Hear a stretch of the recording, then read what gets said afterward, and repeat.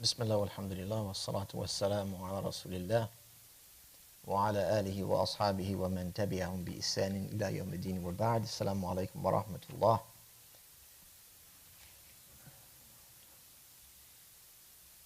Welcome to another session here with Umdatul Talib by one of the greats, Imam al-Bahuti rahimahullah ta'ala. And of course, we are looking at the chapter on funeral processions. The last time we were together, we talked a great deal about the preparation for that, which included preparing for death, rules pertaining to visiting the sick. We talked a little bit about medication and its rulings, and then the passing of the person into the next phase of their existence. So obviously the deceased has passed away, and now there's a number of things that we have to do, those that have remained behind. And so the next section of the chapter here is Faslun fi ghasl al-mayyit, which is a section regarding washing the deceased. Imam al-Bahuti rahimahullah ta'ala begins and he says, وَغَسْلُ الْمَيِّتِ وَتَكْفِينُهُ وَالصَّلَاةُ عَلَيْهِ وَحَمْلُهُ وَدَفْنُهُ فَرْضُ كِفَايَةٍ. Essentially here highlighting the ruling of washing, not only that, but also shrouding, performing the funeral prayer, transporting, and burying the deceased. He says these are all communal obligations. And we've talked about the meaning of a communal obligation as opposed to an individual obligation. Right? So you have fardu kifaya, and then you have fardu ayn. So the fardu kifaya, of course, is that which is obliged for the community to fulfill. And once it's been fulfilled, the deceased, and we're talking about the Muslim here, washing the deceased Muslim, or, as we'll come to learn, making tayammum in the event that they cannot be washed with water. And the tayammum, of course, will be done if there's a legitimate excuse to do that other than the typical washing with water. So the washing or making tayammum of a Muslim, and their shrouding. These things are communal obligations, and they are obligations upon those that can perform them. And this is based on what the Prophet ﷺ, he said regarding the man who fell off his riding animal and died. He said, wash him with water and sidr, which is the lotus tree, or the leaves from the lotus tree, and shroud him in his two garments, basically the two garments that he was wearing for ihram.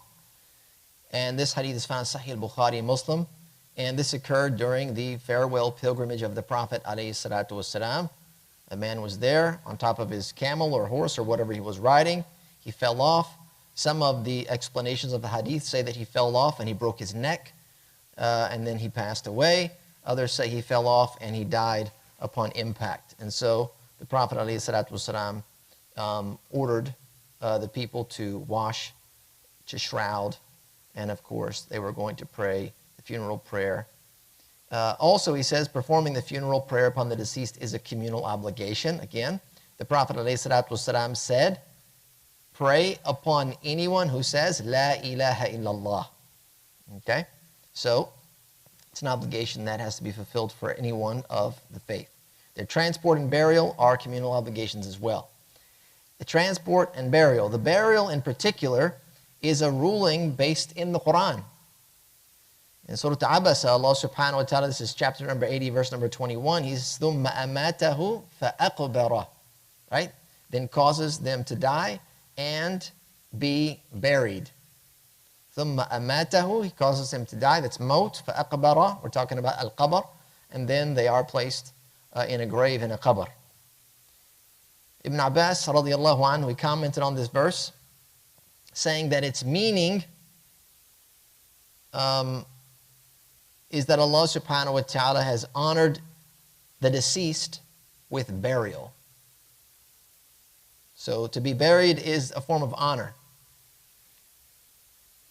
as opposed to being left out, not buried, for your body to decay in front of everyone to see. Someone's body left out, then it would be left to be uncovered and whatever defects or faults or things that you would not like others to see would be exposed. And then your body, of course, would rot in front of other people. So it's an honor that we've been given to be buried in the ground.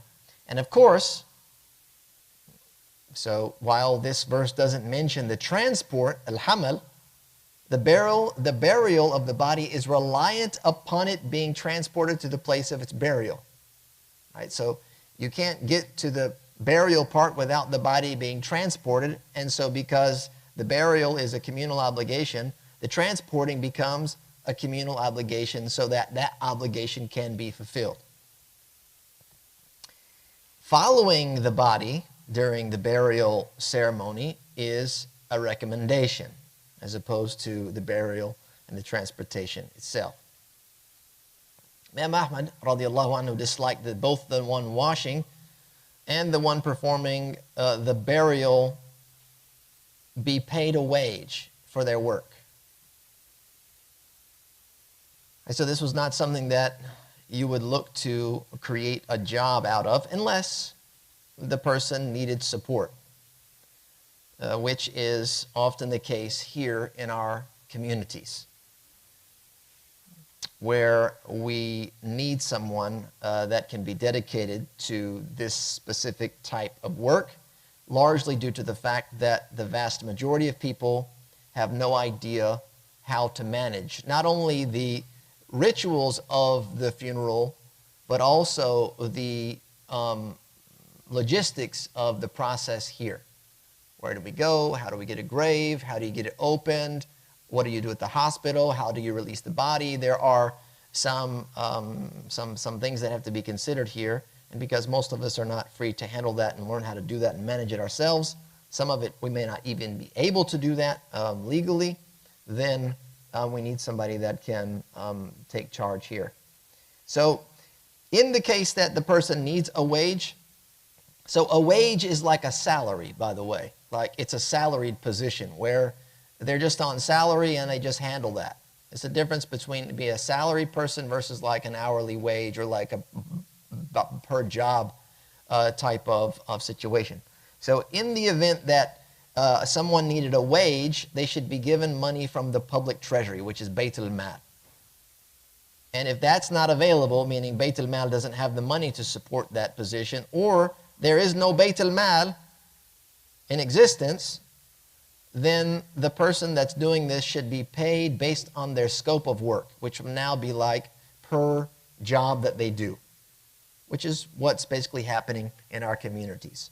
There's somebody that you can hire basically to manage the funeral for you, and they get paid based on the work and not based on an annual salary. The same goes for transport of the body. Right, so that's pretty much one job in and of itself. The person that handles the funeral, the washing and shrouding, they're typically going to handle the transport and manage the burial. All of that's in one package here with our communities. It's also noted that if they are related to the deceased, meaning the one that's doing the transporting, the washing, the shrouding, if they're related to the deceased, it's not permitted for them to take a wage or to be paid for their service, as opposed to it being disliked. Now that there's a relationship between the two, they're not allowed to take a wage in this case. So that leads us to who's going to handle the funeral proceedings, who's going to be in charge of how things happen. So Al-Bahuti rahimahullah ta'ala says, وَأَوْلَى النَّاسِ بِغَسْلِهِ وَصِيُّهُ. He begins here and he says, whoever the deceased male appoints to wash them is given precedence. So typically a person would, before they passed, they would select somebody. They would say, I want so-and-so to wash my body. Okay, so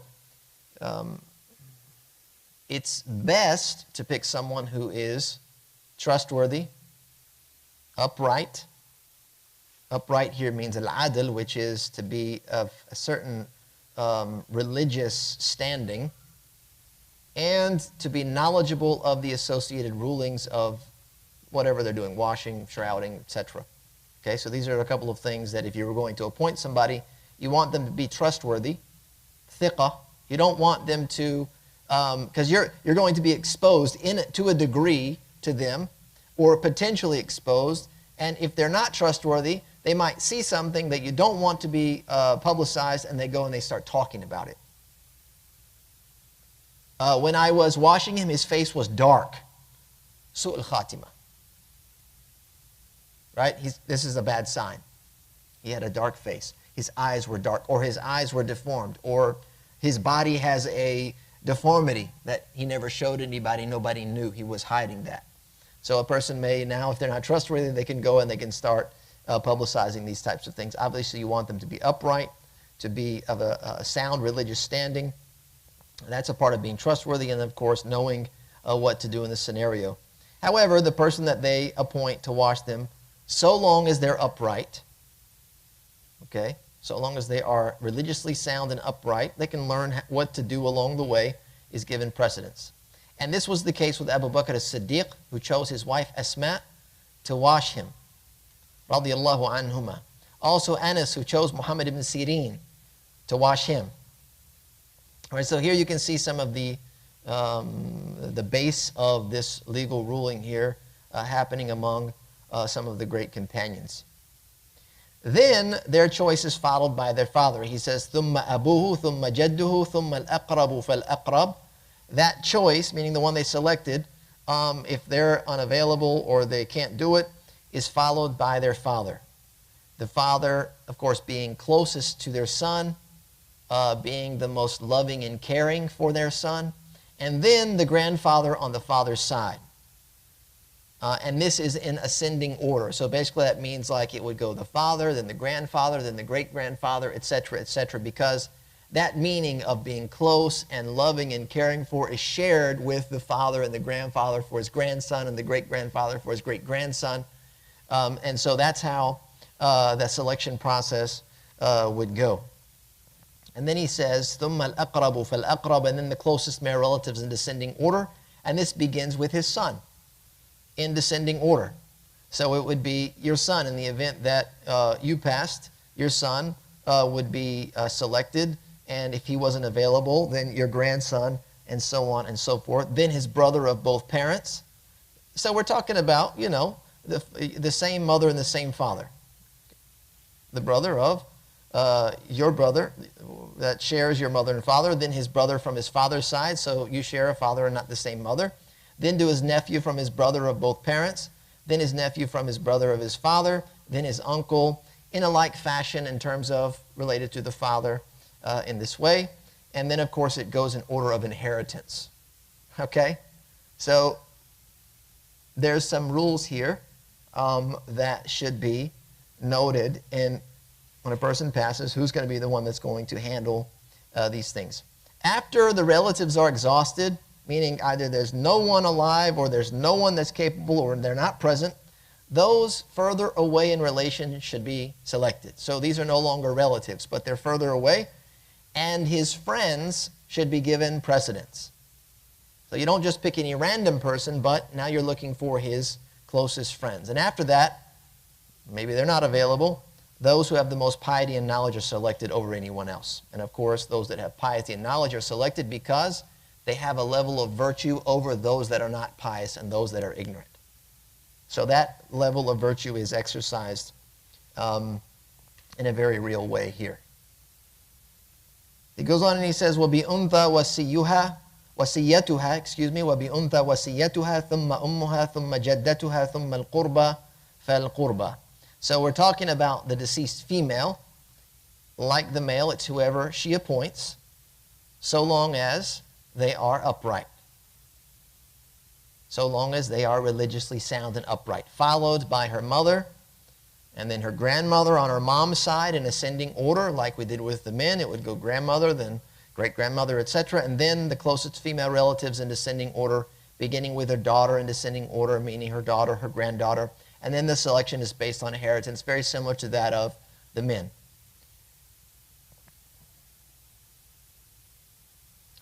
He also says, وَلِكُلٍّ مِّنَ الزَّوْجَيْنِ غَسْلُ صَاحِبِهِ. He says it is permitted for a spouse to wash the other, one spouse to wash the other spouse. And this was witnessed in the case of Abu Bakr as-Siddiq and Asma her washing him, radiallahu anhuma, as he wished. It was also reported that Ali washed Fatima, radiallahu anhuma. So this relationship of marriage, while it does end at death, there are some effects of marriage that are lasting and that are applied after death, such as the post-death iddah. So if the husband passes away, the woman has an iddah period where she's still attached to her late husband. And there is inheritance. And the same thing goes for washing the deceased. And this also includes a spouse that a man might have that was before consummation. Right? There was an aqd. They were legally married by way of contract, but they had not yet consummated the marriage. She's still attached to him in some fashion. So the wife can wash the husband, even if she's not observing the iddah. And how would that be? That would be in the case that she delivered a baby. Right? So the iddah would be if she was pregnant and he passed away, the iddah would be until she delivered the baby. So she was pregnant, he passed away, and then she delivered the baby. Like right around the same time.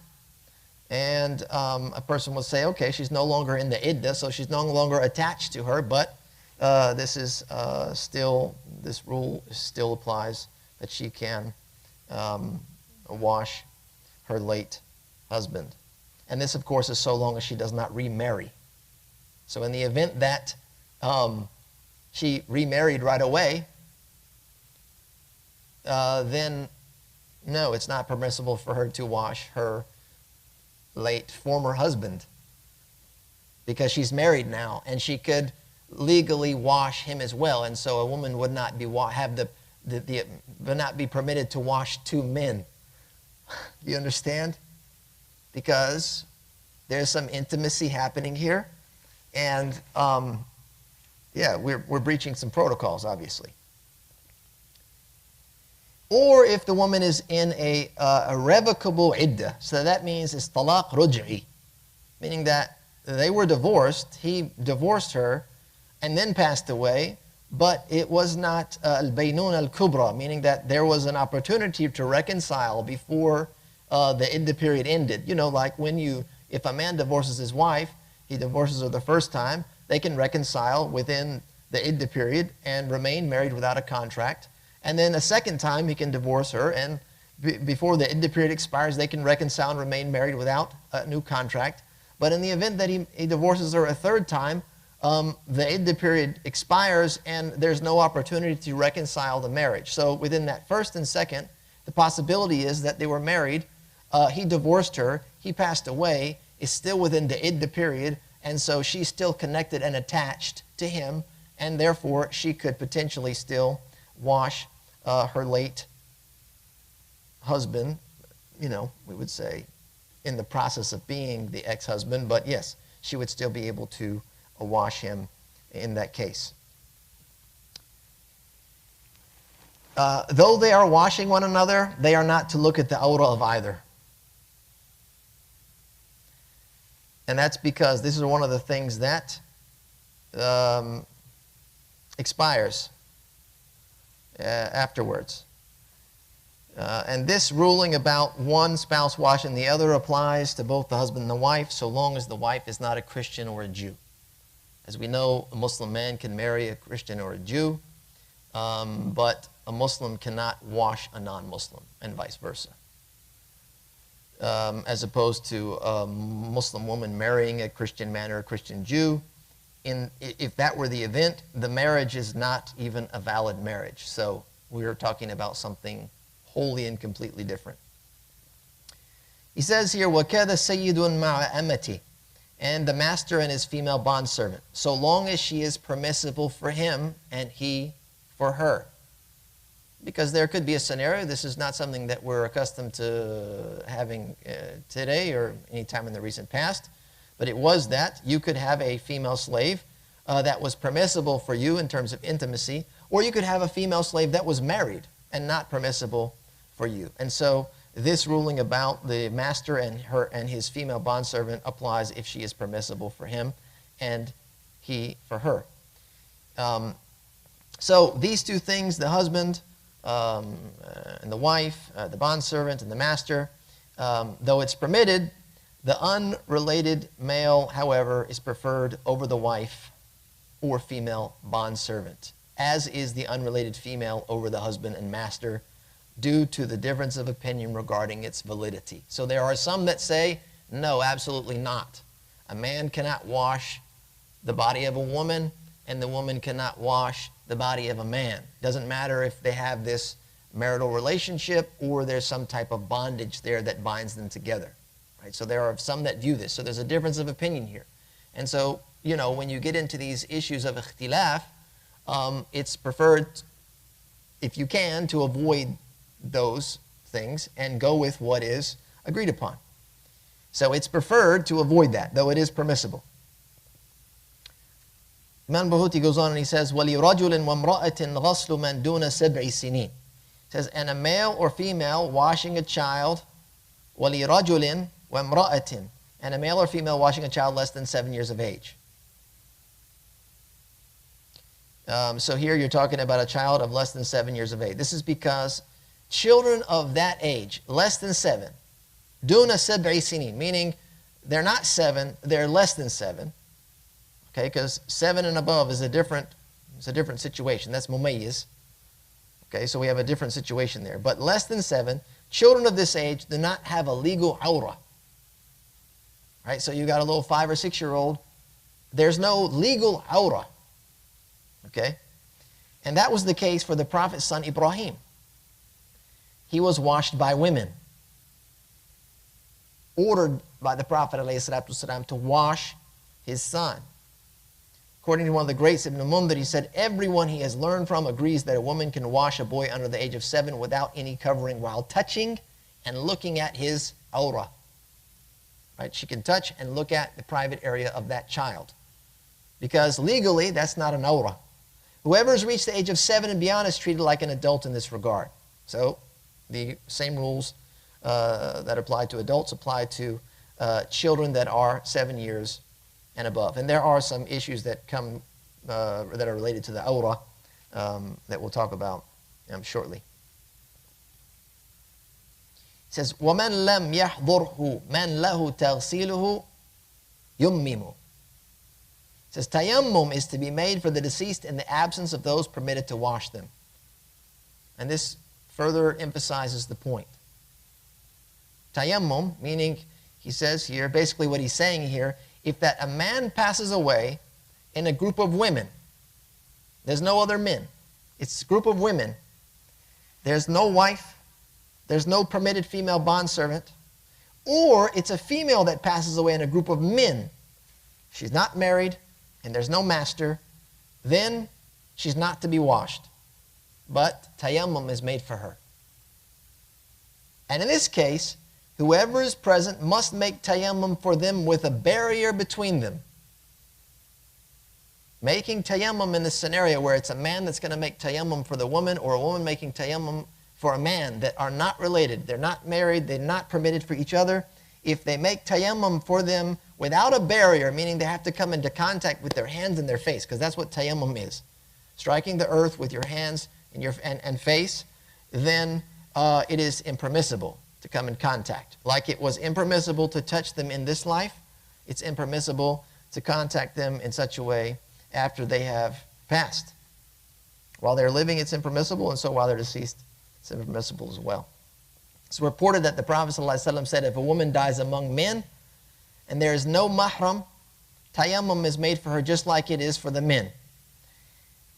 And there's a similar narration noted by Imam Malik in Al-Muwatta, and he relates this from the people of knowledge. He doesn't narrate a hadith, but he says the people of knowledge said basically the same thing. If a woman dies among men and there's no mahram, tayammum is made for her just like it's made for the men. So based on all of this, it's understood that a man cannot wash his female relatives.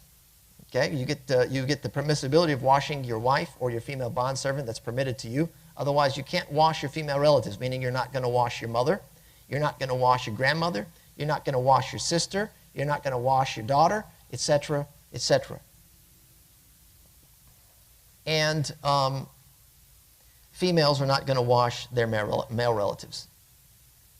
As I mentioned before, it's also impermissible for a Muslim to wash a non-Muslim. It's impermissible for them to transport them, bury them, or follow their funeral procession.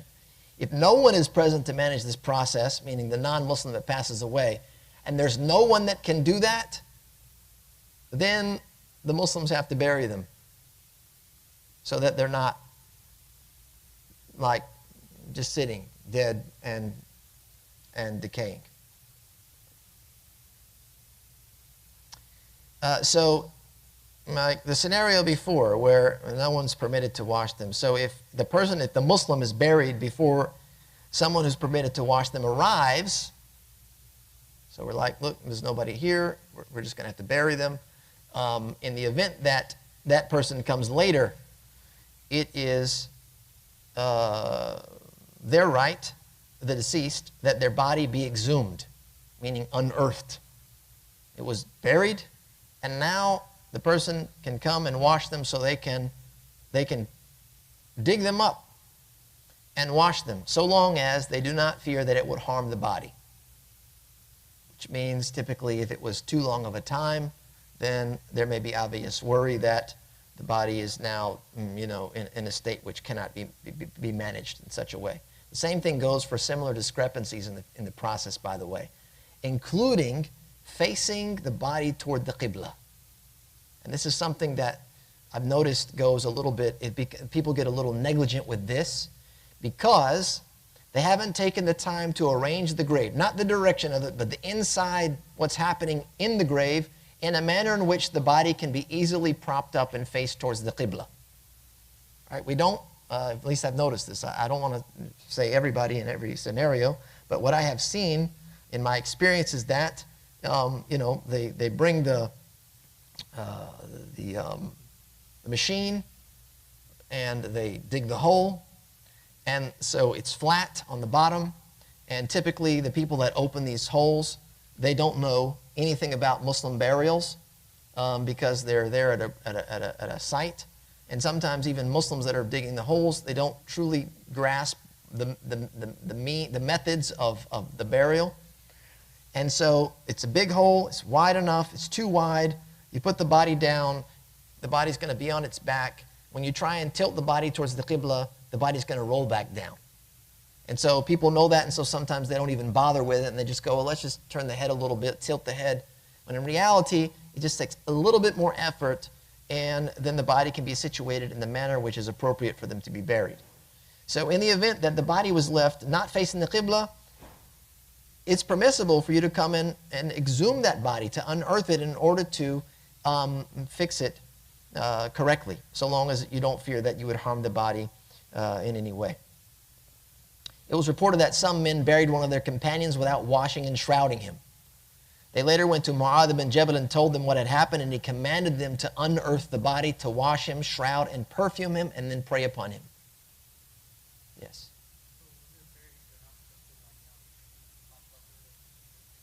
They should be on their side.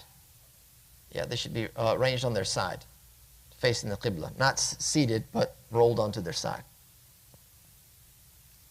It's also permissible to unearth the deceased for a valid reason, such as fixing their shroud. If they were buried without a shroud, a kafan, they can be unearthed for that. It was reported that the Prophet ﷺ came to the grave of Abdullah ibn Ubay after his body was buried. The body was brought out, and the Prophet ﷺ put his saliva over the body and clothed it in a qamis. You find this hadith in Sahih Bukhari, Muslim. It's also permitted to relocate the deceased to a better burial site. And that could be mujawara salihah. You can move them to a more pious neighbor. Right? In the event that, say, let's give a real life scenario. Somebody buried a Muslim in the wrong graveyard. Right? They didn't know what they were doing. They went and buried their loved one, and then, they found out later, oh wait, we're not allowed to bury them among the kuffar.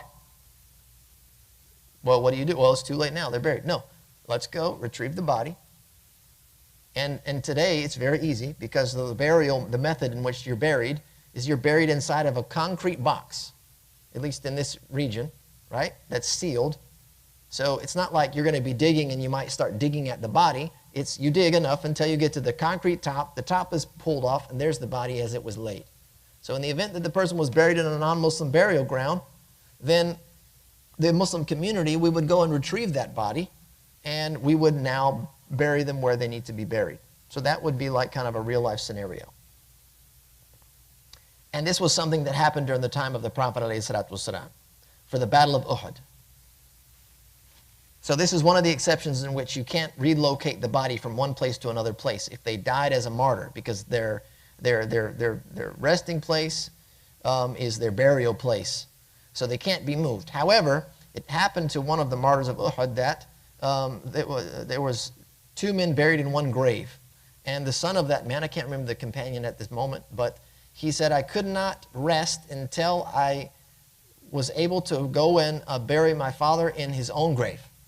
And he did that, and the Prophet ﷺ did not reprimand him for doing such. So obviously this is a bit forward to the burial. We're not at the burial, we're at the washing. We're still at the washing. However, there are some related issues there. About washing the body. There's a number of prerequisites. The first is, the first 2 have to do with the water that's used. Number 1, it has to be tahur, has to have pure water, and it has to be mubah. We've talked about this for wudu and ghusl, that it has to be pure water, pure and purifying, and it has to be mubah, meaning that it's not stolen water or something you've used wrongly. And then the washer. These are the conditions that have to do with the one doing the washing. They must be Muslim, they must be of sound mind, and at least the age of discernment. And that means their discernment begins at 7 and above. Though, it's better that they're older than that, have reached puberty, due to the differing views in regards to a mumayyiz fulfilling an obligation. Remember we said this is fardu kifaya, so there's an obligation that has to be fulfilled. So essentially what they're saying here is that someone that's mumayyiz, because it's not obligatory for them at that age. Right? So if someone of that age prayed, it's like a recommendation. That's the level of their prayer. So essentially the idea or the concept is that an obligation has to be fulfilled by somebody who it's obligatory upon. And someone that's mumayyiz, it's not obligatory upon them, though it would be counted for them, it would be valid from them. However, they're not fulfilling that obligation, because it's not obligatory for them to do that. And so some of the views are that you cannot fulfill an obligation by someone that's not obliged to do it. And therefore, the person has to be at least reach the age of puberty, because they fall within the scope of people that are obliged to fulfill that obligation. However, if a mumayyiz person that's 6 years or older until they reach puberty does wash the body, it will be a valid washing, according to the madhab. Bhuti says, وَإِذَا أَخَذَ فِي غَصْلِهِ سَتَرَ أَوْرَتَهُ وَجَرَّدَهُ وَسَتَرَهُ عَنِ الْعُيُونِ. He says, when washing commences, all right, so now we're getting into how you wash the body. When washing begins, the deceased awra is covered. This is before their clothes are removed. So they're not actually like nude in front of the washer. They're going to cover the awra. It's obligatory to cover the awra in this case. So the awra here, we're looking at a couple of things. For a male of 10 years and older is between the navel and the knees. Good. That's the awra for a male of 10 years and older, between the navel and the knees. And the same goes for a free female who has reached the age of discernment. That's 7. A male child, the age of 7 to 10, like a discerning female bondservant, the awra is both private parts. 7 to 10 is both private parts. So meaning the thigh, what's between the private part and the navel, all of that is open for viewing for the washer, because their awra is it's al-awra al-mughallada, which is like it's the awra, if you understand what I'm saying.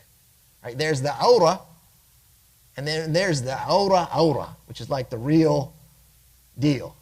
Okay? So this is what the awra is for the male child of age 7 to 10, as well as the discerning female bondservant. Anyone younger than that, as I mentioned before, under the age of 7, so 6 and below, there is no awra for them. It's then recommended that their clothes are removed so that the body can be easily washed and purified. The Prophet ﷺ, however, himself, he was washed with his qamis. And this was because his bodily waste is considered tahir, pure, unlike ours. And because of that, his clothes were not removed. There's actually a hadith in this regard. It's narrated by Aisha radiallahu anha, Mu'mineen. She said, I swear by Allah, we didn't know whether we should take off the clothes of the Messenger of Allah sallallahu alaihi wasallam as we took off the clothes of our dead and wash him, or wash him while his clothes were on. So the people were kind of differing among themselves. They didn't know what to do. And Allah subhanahu wa ta'ala cast slumber over them until every one of them had put their chin on their chest, meaning they had nodded off to sleep. And then a speaker, someone was speaking, they could hear from the side of the house. They had no idea who it was that was speaking.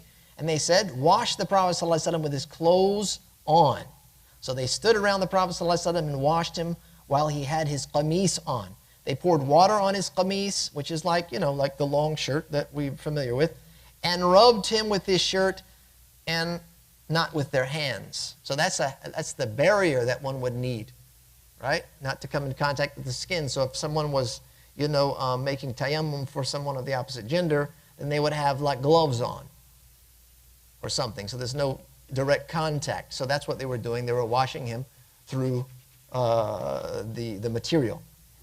And then she said, radiallahu anha, if I had known beforehand about my affair, what I found out later, none would have washed him except his wives. And that's another evidence that's used for the permissibility of the husband washing his wife and the wife washing her husband. All of this should be done when the deceased is concealed from public view. So this is private. Okay, the washing is done privately. It's either done in a tent that you pop up somewhere, or in a house if possible. The pious of the past preferred that the place of washing was roofed. It's not just walls, but now there's a roof so that the awra was not accidentally exposed to as-sama, to the heavens. Okay, it's therefore disliked during this procedure that anyone else attend other than the one washing and their assistant if needed. So an assistant would be somebody that pours the water, whereas the washer would be the one that's moving the body, that's scrubbing, that's getting down into the details of the procedure, and they have somebody that might help pour the water. And the reason, again, for this is it's feared that something disliked of the deceased will be exposed, and then the news could potentially spread of that. The wali, however, of the deceased can come and go as he pleases. Their face should remain uncovered. It's not recommended that the hair or the beard of the man or the hair of a woman, it's recommended that the hair of a man and his beard or the hair of a woman, even if it's not gray, be dyed. And this is based on the statement of Anas, do with your dead what you do with your brides and grooms. When you prepare for that, there's a beautification rituals that happen. And so even if they're young or they don't have gray in their hair or their beard, then it's recommended to dye their hair. It says, ثُمَّ يَرْفَعُ رَأْسَهُ بِرِفْقٍ إِلَى قُرْبِ جُلُوسِ وَيَعْصِرُ بَطْنَ بِرِفْقٍ ويكون ثم بخور ويكثر صب الماء إذن ويلف على يده خرقة ينجيه بها ويغسل ما عليه من نجاسة. He says here, their head is gently raised. Right, so after we have covered them, right, removed the clothes, they're in a private place. The head is gently raised in a seated position. Right? So they're now, what seems obvious is they're lying on their back. They're going to be raised. And this is with the exception of a pregnant woman. Right? So if the woman is passed and the baby is still there, you're not going to raise her up like this so as not to push the baby further down or even partially out. So they're raised to a near sitting position, and their stomach is gently pressed to expel whatever is ready to be evacuated, like their waste. Incense should be burned. Bukhur is burned, and it's done in that location in order to mask any foul odors from the potential excrement that would come out. And then he says, وَيُكْثِرُ صَبَّ الْمَاءِ. And at that moment is when an abundant amount of water is poured to wash away any impurities quickly and easily. The washer then wraps their hand in a cloth. All right, you would wrap your hand in a cloth, or put on a glove of cloth, or a cloth bag, like a scrub mitt, is put on the hand, obviously so that the washer doesn't become soiled. You don't want to transfer any najasa because that's what you're about to clean. You're getting ready to clean any of the najasa that would have come out of them in that initial process. So you don't want to transfer najasa onto you. And then they clean the deceased. They clean the private areas, washing away any najasa. And you also can't come in contact with that part of the body. There has to be a barrier there. And they clean the deceased, the private areas, washing away any najasa, using a fresh cloth for each side. Okay, so a fresh cloth or glove or mitt or whatever for the front area, and then a fresh one for the back area. So if the cloth is soiled, it doesn't count now to go and wash the other side of the body. You're just spreading around najasa, right? The idea is to purify the person that's passed away, to purify their body. So you have to follow these basic rules of purification. Right? The objective is to clean the deceased body. Again, it's not permitted to look at or touch the private of someone 7 years old and above without a barrier. Okay, so they're already covered. Now that you're washing, because it's not required for you to look to see what you're washing, and everyone knows you can wash your body without having to see. It does not, because you have to wash the body, and you can do it without looking. It's not required that you look. So you maintain their privacy and also touching them as well. So that's why you would, partially why you would have that towel wrapped around your hand or that glove or that mitt. And then after that, so you washed the front area and the back, and you purified them with separate mitts or gloves. It's recommended to use a third clean cloth or glove to wash the rest of the body. This is the initial setup phase for beginning the ghusl. ثم ينوي غسله ويسمي ويغسل كفيه ويوضيه ندبا ولا يدخل ماء فمه ولا أنفه بل أصبعيه بخرقة خشنة مبلولة بماء بين شفتيه فيمسح أسنانه وفي منخريه فينظفهما. He says here, this is when you begin the washing, and of course, because this is a ritual act of purification, the washer, he says, ثُمَّ يَنْوِي غَسْلَهُ. The washer intends to perform the ghusl. And this is much like they would intend to perform a ghusl for the major state of ritual impurity. Right? So you have to have that intention present. And the one that's washing has the intention. It's basically done on behalf of the deceased, because the deceased is not able to make an intention. And so they're going to fulfill this obligation on their behalf. The washer then mentions the name of Allah. They say, Bismillah. There's nothing else that would suffice here. Bismillah. This is an obligation, much like when you make wudu. And it's required when you are aware of it, and the obligation is foregone if you forget about it, much like we talked about previously. Then they wash their hands, meaning the hands of the deceased. So the washer now washes the hands of the deceased 3 times, performs a complete wudu for them, meaning now they're going to wash the body parts of wudu on the deceased. And this is recommended. It's based on the hadith of Atiyah.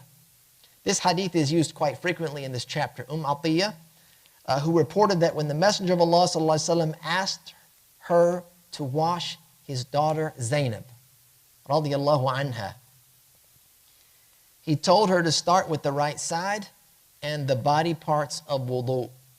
And this hadith is reported by Al-Bukhari wa Muslim, Sunnah Abi Dawud, you find it in Sunnah Tirmidhi, and Nasa'i, Ibn Majah, we also find it in Musnad Imam Ahmad. Right, so this hadith he mentions, this is Atiyah, this is an important hadith for this particular chapter, Atiyah, because there are other parts of the hadith, I'm just mentioning one part here. He asked that she wash his daughter Zainab, radiyallahu anha, to start with the right side and the body parts of the wudu. So this is talking about making the wudu. We'll have to come back to this hadith later. And of course, making wudu is done without putting water in their mouth or their nose like you would normally do. It may go in, it's not coming out. And if it goes in, it may stir up some internal impurities. There might be a najasat that now you've put water in there. If you start rolling the body, it's going to come out. You start moving the body, it's now going to delay the process. Instead of doing that, putting water in the mouth and nose, they are to clean between their lips, wipe over their teeth, and cleanse their nostrils with 2 fingers wrapped in a coarse moistened cloth. So you would take a little towel, you would wrap it around your fingers, and then this is how you would clean between the teeth, get their lips, the nostrils, and this basically takes the place of al-madmada wal-istinshaq, right, which is the washing of the mouth and the washing of the nose. And this is based on the hadith in which the Prophet ﷺ, he says, whatever I command you to do, then do what you can of it. Whatever I command you to do, then do what you can of it. So that's the method of making wudu there. Other things that should be considered here, a general cleanliness would be like cleaning under the fingernails. In the event that you couldn't trim the fingernails, because it would be recommended to trim the fingernails, like it would be recommended for you to trim the mustache of a man, to remove armpit hair, nothing below the belt, because in order to do that process, you got to look, which means you got to look at the awrah.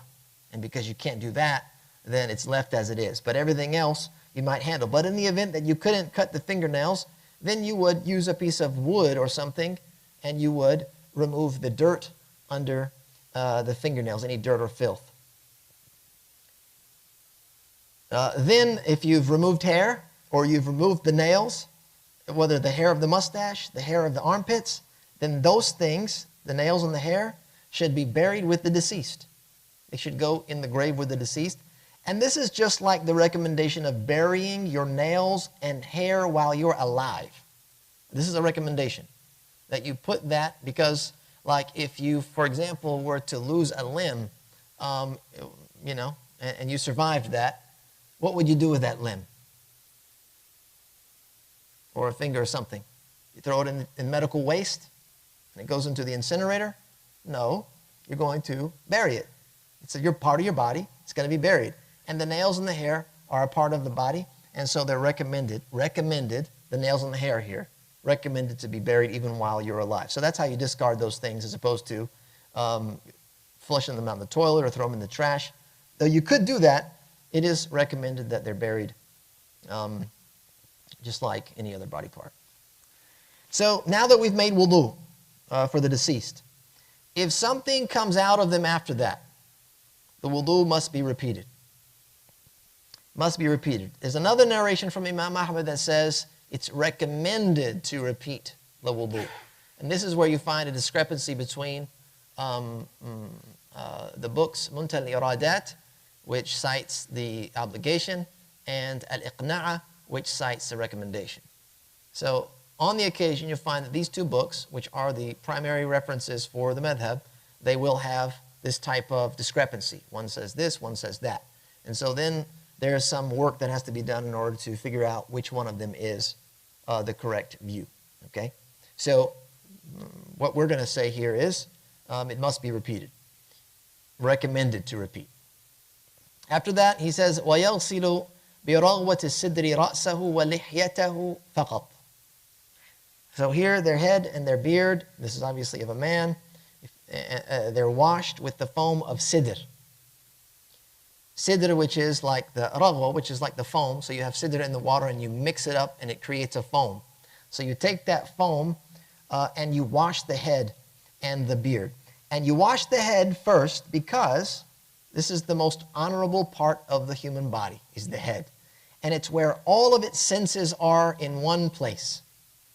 All of our senses you can find located in the head. And so Allah subhanahu wa ta'ala has honored the head over the rest of the body like He's honored man over the rest of, living creatures. So you would wash the head first. The sidr, this foam will also stick to the hair and the beard, and when you wash it with water later, it will wash that away. So you do that first in order for it to be washed away later. He says here, ثُمَّ يَغْسِلُ شَقَّهُ الْأَيْمَنِ ثُمَّ الْأَيْسَرِ. Then the right and then the left side is washed. And this is with water mixed with sidr. It's based on a previous hadith, which the Prophet ﷺ commanded that his daughter be washed with water and sidr.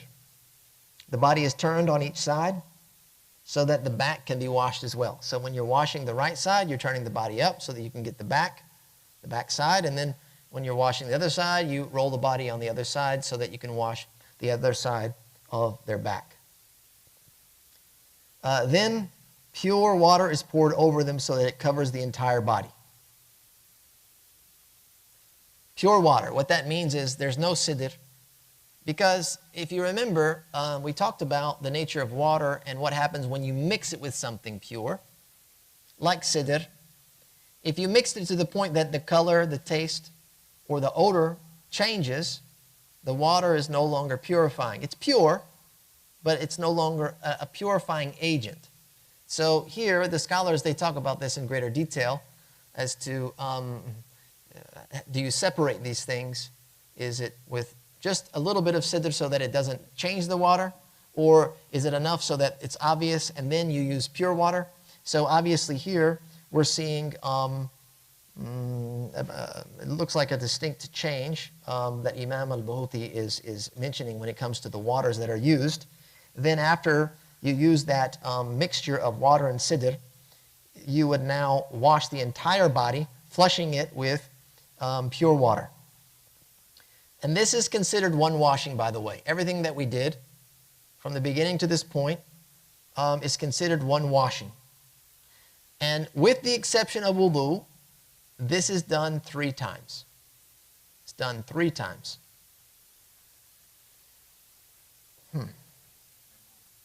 Yes.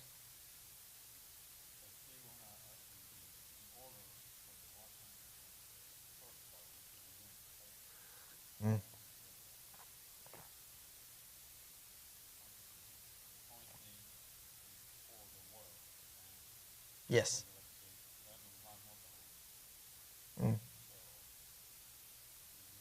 No. With the exception of the wudu.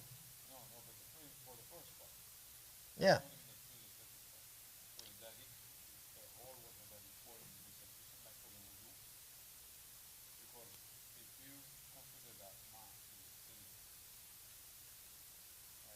Sure, yeah.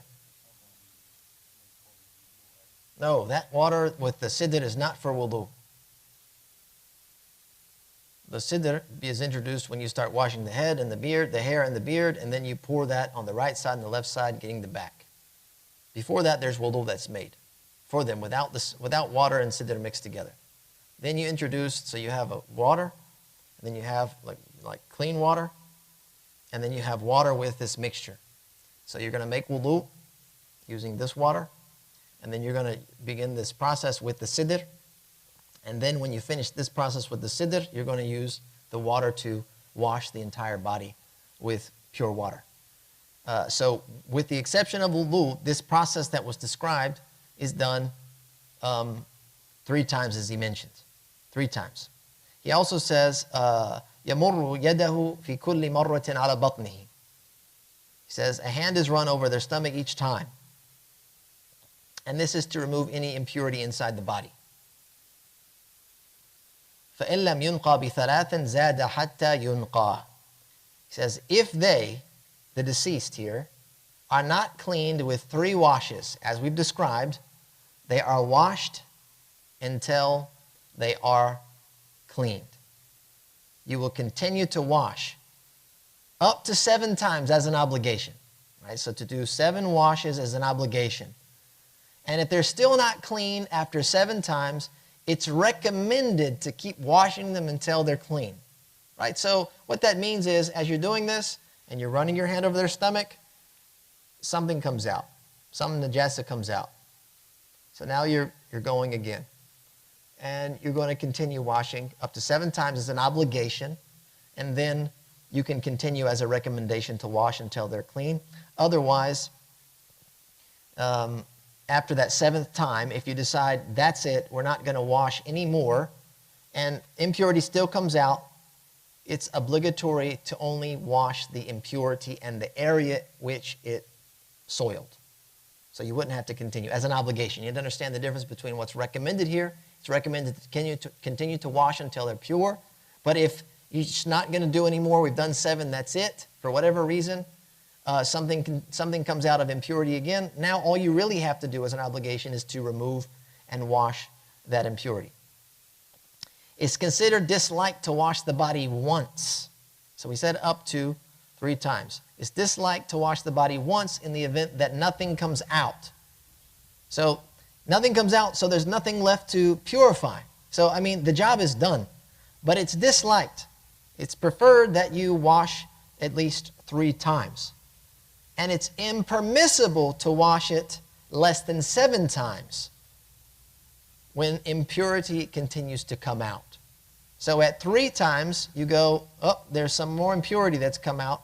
You can't just stop. You're required to continue to go up to at least 7. You're required to go up to 7 times and recommended to go more than that as described. If something comes out of the deceased, out of either a tract, like the front or the back, after the 7th wash, so now you have an issue when washing the deceased. It's just profusely, it's not stopping. You have an issue. At this point, you can take cotton in order to, I guess, create like a barrier so that the tract is blocked and nothing can exit. And then after that, the area can be washed. If the cotton doesn't hold, they say you use something like pure earth, like loose earth that can be compacted so that it cannot be opened. That way you would keep the purity of the deceased body and the impurity would remain inside. And then wudu, we said if the wudu is invalidated for this reason, it must be made up again. So now that you've gotten all this, you would make one final wudu in order to have the person in a complete state of purification. Right? So you did the ghusl, you completed the ghusl, right? And then you wanted to do the wudu, have them together. If something comes out after that while they've been shrouded, so this is after the washing and all that's done, after they've been shrouded, at this point, there's nothing to do. Washing is not required. It's not to be repeated. This is the difficulty, having to unshroud and begin the process again, so it's left as it is. It's also noted that it's recommended to conclude the washing process with an odd number. It's based on the hadith of Atiyah. The Prophet ﷺ said, and wash her an odd number of times, 3. So notice here he says 3. That's where we get that number 3 from. He says 3 or 5 or 7 if you think that is needed. This hadith of Atiyah is muttafaqun alayh. Another thing to note is that it's not obligatory to touch the body. We're not talking about touching the awrah. We're talking about touching the body in general to manipulate and move them in order to wash them, because the body could be placed under a water source, like a faucet or a hose or a hand spray could be used in a manner that it could do the job. So if a person were to place the body in such a manner, come in, make the requisite intention, say Bismillah, turn the water on like a shower or something, like in one of these facilities, there's the body and it's on the table, and there's a shower that's going to, automated service is happening. They come in, make the intention, Bismillah, turn it on, the water goes over them, covers their entire body. This would be sufficient for the washing. He says, وَيَجْعَلُ فِي الْآخِرَةِ كَافُورٍ. It's recommended that camphor, along with sidr, be utilized in the last wash. and this is also reported in the hadith of Atiyah, and it's been noted that these ingredients, if you will, stiffen the body. Because now you want, before we were talking about keeping the limbs loose so the body can be moved, but now you're getting ready to wrap and shroud the body and carry, so you want the body to stiffen up. And so, and to stay kind of preserved, if you will. And so these are some ingredients that have been noted to do that. These ingredients also are noted to act as a mosquito repellent, an insect repellent, right? So that's another thing that was of concern at some point, if maybe not even till today in some situations, where you don't want mosquitoes trying to crawl inside of the body, causing deformities of whatever that may be. He says, وَيُكْرَهُ مَاءٌ حَارٌ لَمْ يُحْتَجْ إِلَيْهِ. Using hot water unnecessarily is disliked. Washing the body in extremely cold temperatures would be a need to use hot water. So for the washer, if it's extremely cold, using cold water could cause them harm, and so they could use hot water so as to not hurt themselves in the process. Hot water, however, has been noted to soften the body as well as speed up the decay process. So that's one of the reasons that it's not preferred, it's disliked to use. Cold water, on the other hand, is preferred because it stiffens the body. It's noted to stiffen the body and delay the process of decay. And so cold water should be used if at all possible. It's noted that it's disliked to comb the deceased hair. It is recommended, however, to braid a woman's hair into 3 braids and let it drape behind them. It's also recommended to dry the body after it's been washed. It's recommended to clean the nose and the ears, like the folds of the earlobes. This is also a recommendation after all of that's been done. It's permissible to wash the body in a hammam, which is like a bathhouse, and it's permissible to address the deceased while you're washing them, to say to them, turn on your side, yarhamukallah, while you're turning them on their side. So it's permissible to address the deceased. Abu Bakr as-Siddiq addressed the Prophet ﷺ after he had passed away. Tibta hayyin wa mayta. He says, you lived a tayyib life and as well as in your death. So it's permissible to address them in this manner while they are lying there deceased. Another thing to be noted, if the deceased has some type of apparatus on them, like there's a splint or a brace or a cast or something that's on their body, that has to be removed so that they can wash the body. The only exception would be is if that was removed and there was some harm that would occur to the body. By taking that off, then obviously it would not be removed, but it would be wiped over. So those apparatus, they have to come off, as well as jewelry. Jewelry has to be removed. So rings and necklaces and earrings, etc. All of those things are to be removed. The deceased is not to be buried with that because it's considered mal. It's a valuable. And to bury your deceased with mal, like the pharaohs were buried with all of that treasure, is considered ida'at mal. It's a waste of wealth. But rather, it's taken and it's added to their estate to be distributed to those remaining.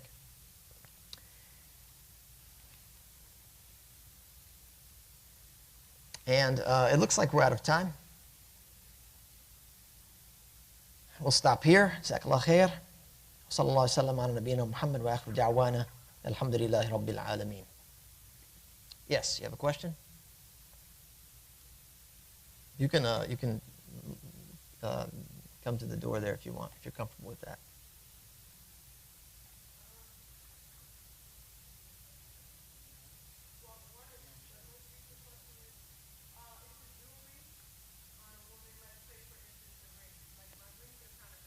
Sure.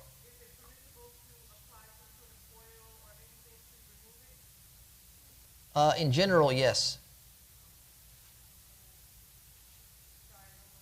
There might be some specifics when it comes to if you were in a haram or something like that.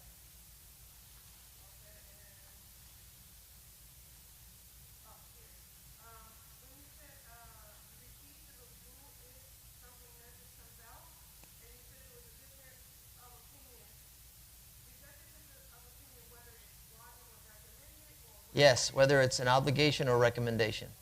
Yep. Yep, no problem. Jazakallah khair. All right, until next time. Thanks again for joining us this evening.